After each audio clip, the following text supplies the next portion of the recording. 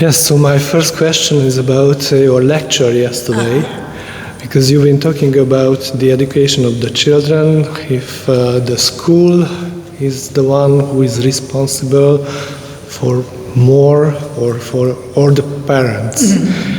Can you just summarize the lecture from yesterday? Yes, absolutely.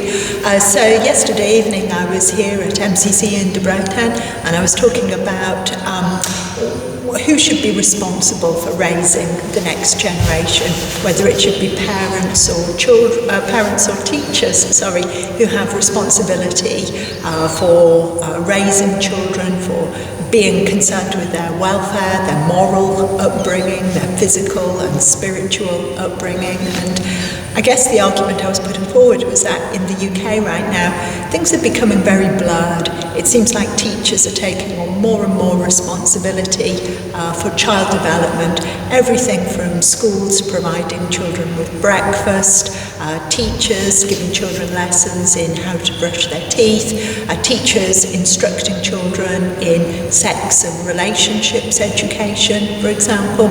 And I think all of these things really encroach upon the responsibilities of the parents. And at the same time, schools seem to actually be looking to parents to do things like teach children how to read, teach children how to count, teach children how to use a pencil. So I think things have become very, very blurred, and I think that's very confusing for children, and it can lead to a situation where there's perhaps some conflicts between the school and the home, and this challenges the authority of both the parents and the teachers in a way that's really unhelpful for children growing up. And do you think that the reason why the school started to talk about sex and partnership, is it because the parents doesn't want to talk about it? I think it's a common idea that teachers have to do these things because parents don't want to or are not able to.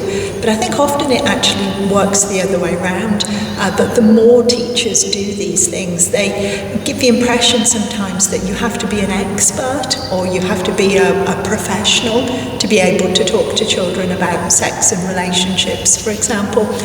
And this is very disempowering for parents.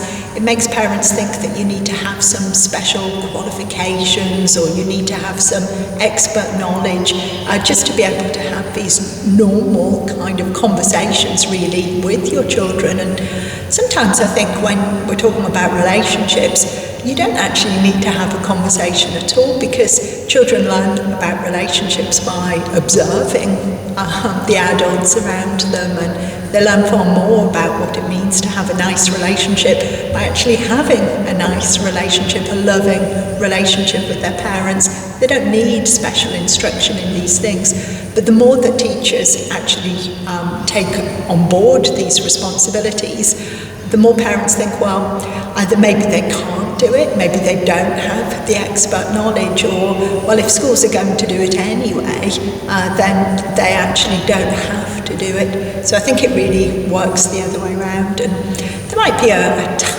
tiny proportion of parents who perhaps are not able to do these things, but I don't think we should gear the whole of our education system around the failings of a tiny minority of parents. I think that's a very dangerous way to run schools.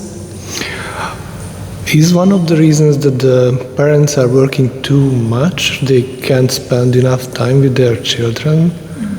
Yeah, I've heard this said quite a lot of times before, that parents are perhaps working too much and this means that they can't spend enough time with their children. But it's funny, you'd think that would be the case. There's a common sense behind that suggestion.